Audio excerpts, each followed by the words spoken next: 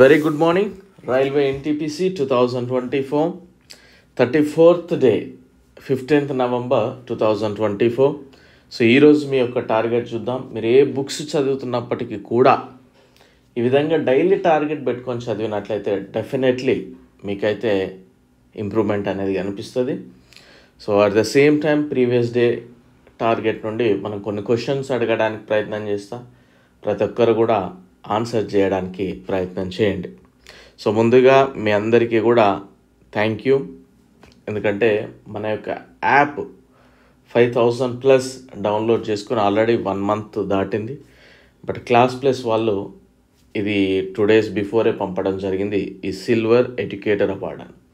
So ఇదంతా కూడా మీ యొక్క సపోర్ట్ తోటే.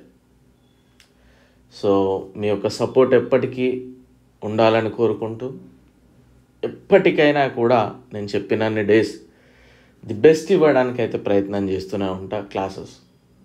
సో కొద్దిగా లేట్ అవుతూ ఉంటాయి తప్పితే, ఒక క్లాస్ చేశానంటే, ఒక వీడియో చేశానంటే డెఫినెట్లీ మీకు ఉపయోగపడేదే, మిమ్మల్ని ఇంకా కొంచెం ముందుకు తీసుకెళ్ళేదే వీడియో చేయడానికి ప్రయత్నం చేస్తుంటాను. So thank you so much. అందరికీ కూడా థ్యాంక్ యూ. మీ యొక్క డ్రీమ్స్ డెఫినెట్లీ ఫుల్ఫిల్ కావాలని ఆ పరమశివుని వెంకటేశ్వర స్వామిని కోరుకుంటా ఉన్నాం. So right, coming to the topic, railway NTPC day 33rd యొక్క మన టాపిక్ కనుక చూస్తే, ఏజెస్ కొంత భాగం చదవమన్నాను, ఫ్రెంచ్ వాళ్ళ గురించి మరి పూర్తి చేయమన్నాను, న్యూక్లియర్ పవర్ ప్లాంట్స్ గురించి చదవమన్నాను, టెన్నిస్ గురించి మనం కొన్ని ఈవెంట్స్ చదవమని చెప్పాను, బ్లడ్ గురించి చదవమని చెప్పాను. సో చూద్దాం ఒకసారి.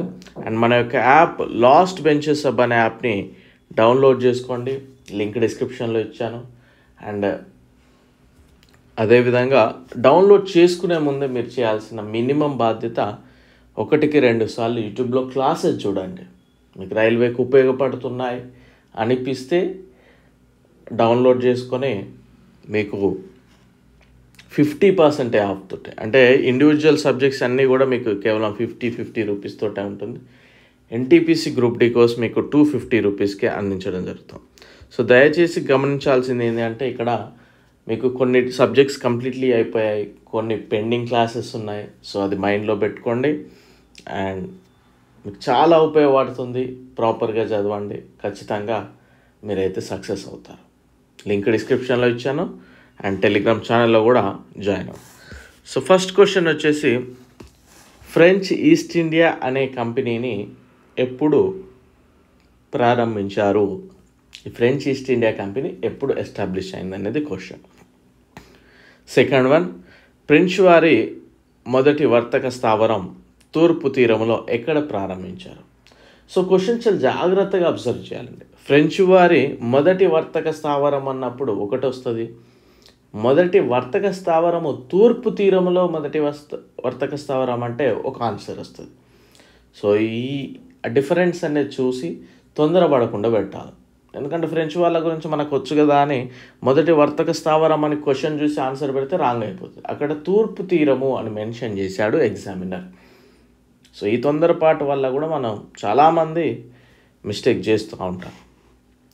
ప్లాసీ యుద్ధం ఎవరెవరికి మధ్య జరిగింది, ఎప్పుడు జరిగింది, ఏ రోజున జరిగింది, ఎక్కడ జరిగింది అంతా కూడా చెప్పండి. అణువిద్యుత్ కేంద్రంలో కేంద్రక సంలీనము లేదా కేంద్రక విలీనం దేన్ని అనుసరిస్తారు? తారాపూర్ అణువిద్యుత్ కేంద్రం ఏ దేశ సహకారంతో ప్రారంభించారు, ఎప్పుడు? కల్పకం అణువిద్యుత్ కేంద్రం ఏ సంవత్సరంలో ప్రారంభించారు? రక్త ప్రవేశనము అనగా ఏంటి? ప్రపంచంలో ఎక్కువ మందికి ఉండే రక్త వర్గము?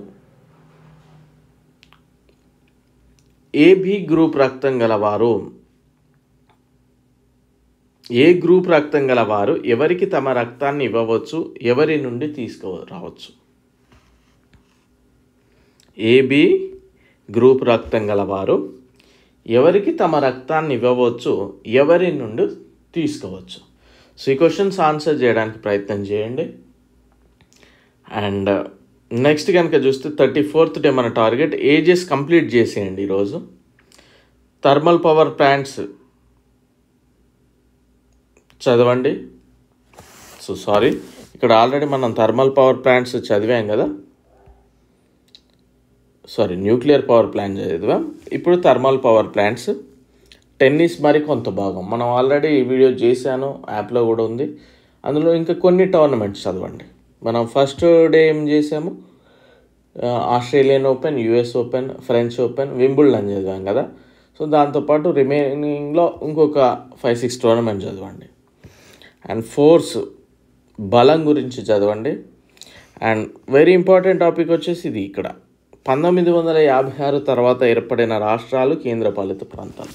అంటే ఏర్పడిన రాష్ట్రము యూటీ నేమ్ కాకుండా ఏ అమెండ్మెంట్ ప్రకారము ఏ స్టేట్ నుండి విడిపోయింది, లేదా ఏ స్టేట్ నుండి డివైడ్ చేశారు. అదేవిధంగా ఇంతకుముందు యూటీలు ఉన్న వాటిని ఆ తర్వాతి కాలంలో స్టేట్స్గా వాళ్ళు ఓకే చేశారు. సో అవి ఎప్పుడు, ఈ ఇయర్ అంటే ఏమేమి ఫైండ్ అవుట్ చేయాలంటే ఇయర్ అండ్ UT2 స్టేట్ అయినది, ఏమైనా స్టేట్ నుండి యూటీ ఉంటే అది, అండ్ విడిపోయినది అంటే ఏ స్టేట్ నుండి ఇంకొక స్టేట్ని విడదీసి రాష్ట్రాలుగా ఏర్పాటు చేశారు కదా. ఇవన్నీ కూడా మనం చదవాల్సిన అవసరం ఉంటుంది. సో చదవడానికి ప్రయత్నం చేయండి. అండ్ సో డెఫినెట్లీ మీకైతే చాలా హెల్ప్ఫుల్ ఉంటుంది. అందరికీ ఈరోజు కార్తీక పౌర్ణమి శుభాకాంక్షలు. సో మీ అందరి వెనకాల పరమశివుడు ఉండాలని, మీ యొక్క డ్రీమ్స్ ఎవరైతే ఖచ్చితంగా కష్టపడుతూ ఉంటారో వారందరికీ కూడా దేవుడు తోడుండాలని కోరుకుంటూ, I wish you very good luck, all the very best.